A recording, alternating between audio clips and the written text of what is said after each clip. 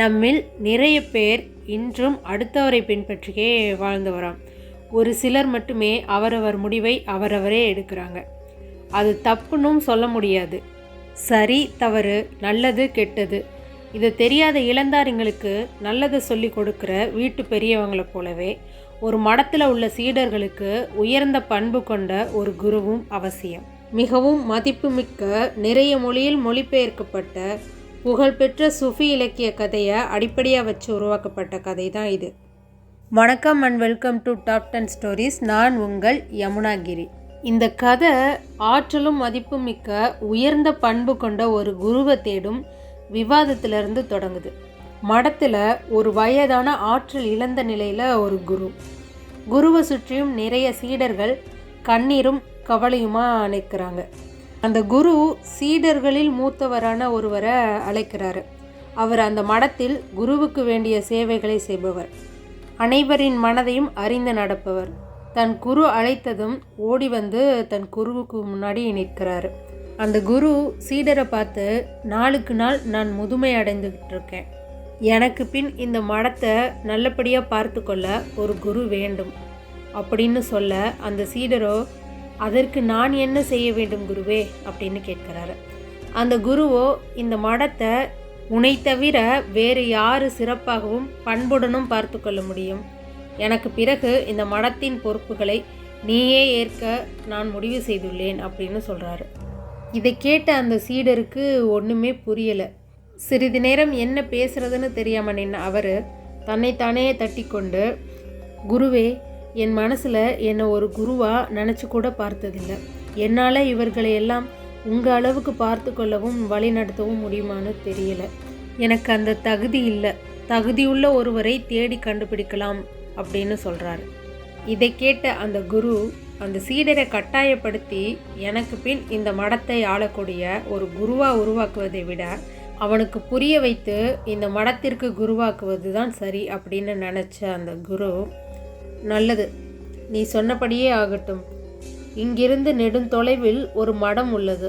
அந்த மடத்தின் குருவிடம் நான் கூறியதாக சொல்லி 100 சீடர்களை கூட்டி வா அப்படின்னு சொல்கிறாரு. குருவின் வார்த்தையை கேட்ட அந்த சீடருக்கு ஆச்சரியம். தைரியத்தை வரவழைத்து கொண்டு தன் குருவை பார்த்து, குரு என்பவர் ஒருவர் தானே? நீங்கள் 100 சீடர்களை அழைப்பதன் காரணம் எனக்கு புரியவில்லை என அந்த சீடர் கேட்க, இப்போது புரியாது. நான் சொன்னபடி 100 சீடர்களை கூட்டி கொண்டு வா. இறுதியாக வந்து சேரும் முன் ஒருவர் மிஞ்சினாலே அதுவே பெரிய காரியம் என்று ஆசி கூறி அனுப்பி வைத்தார் அந்த குரு. குருவிடம் ஆசி பெற்ற அந்த மூத்த சீடர் வழிகளிலெல்லாம் சிரமப்பட்டு நெடுந்தொலைவு நடந்து 1 மாத கால பயணமாக சென்று அந்த மடத்தை அடைகிறார். அது ஒரு பெரிய மடம். அந்த மடத்தின் குருவை வணங்கி நடந்ததை கூறி தன் குரு கூறியபடி 100 சீடர்களை அனுப்பும்படி கேட்கிறாரு.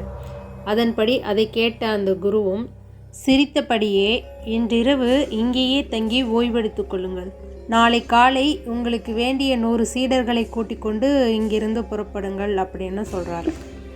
அந்த மூத்த சீடரும் அன்றிரவு அங்கேயே தங்கினார். அன்றிரவு இந்த மடத்தின் குரு நான் கூறியவற்றை கேட்டு ஏன் சிரித்தார், காரணம் என்னவாக இருக்கும் என்று நினைத்தபடியே உறங்கிவிட்டார். மறுநாள் பொழுதும் விடியுது. 100 சீடர்களை கூட்டிக் கொண்டு குருவிடம் விடை பெற்று கொண்டு மூத்த சீடர் அங்கிருந்து புறப்படுறாரு. மனிதர்களோட வாழ்வில் தடுமாறி விழக்கூடிய நிகழ்வுகள் நிறைய உண்டு. சில பேர் அன்பின் பொருட்டு தடுமாற செய்வோம். சிலர் மீது கொண்ட அளவுக்கு அதிகமான நம்பிக்கையால் தடுமாற செய்வோம். சிலரின் துரோகத்தால் தடுமாற செய்வோம்.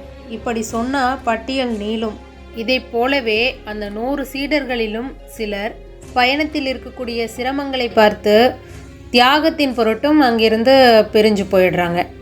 சில சீடர்கள் அகங்காரம் காரணமாகவும் பொருள் மீது கொண்ட ஆசைகள் அதிகமாகவும் காரணமில்லாத பயத்தின் காரணமாக சில பேர் பிரிந்து சென்றனர்.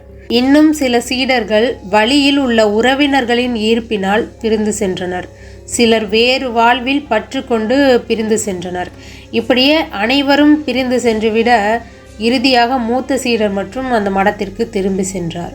அவரை கண்ட அந்த குருவுக்கு மிகுந்த மகிழ்ச்சி. இதைத்தான் எதிர்பார்த்தேன் அப்படின்னு சொல்கிறாரு.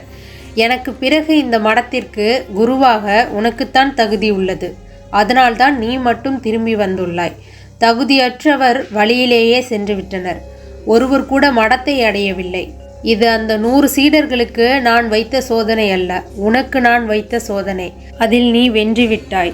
இனி நீதான் இந்த மடத்தின் குரு அப்படின்னு அந்த குரு சொன்னதா இந்த கதை முடியுது. இந்த கதையை போலவே நாமும் நம் வாழ்வில் நிறைய இடத்துல தடுமாறி அங்கேயே தேங்கி நின்றுடுறோம். இந்த இடரையும் தாண்டி முன்னேறி செல்பவரே வெற்றி அடைகின்றனர். நீங்கள் உங்கள் வாழ்வில் தடுமாறியது அல்லது தடுமாற வாய்ப்புடையதுன்னு எதை நினைக்கிறீங்க? அன்பா, கடமை உணர்ச்சியா, அதிக நம்பிக்கையா, நம்பிக்கையின்மையா, இல்லை துரோகமா, அல்லது வேறு என்னன்னு கமெண்ட்டில் சொல்லுங்கள். படித்து பார்த்து தெரிஞ்சுக்கிறேன். இந்த காணொளியை பார்த்து கொண்டிருக்கும் அனைத்து நல்ல உள்ளங்களுக்கும் எனது மனமார்ந்த நன்றி. மீண்டும் அடுத்த ஒரு நல்ல பதிவில் சந்திக்கும் வரை உங்களிடமிருந்து விடைபெறுவது உங்கள் யமுனாகிரி. நன்றி, வணக்கம்.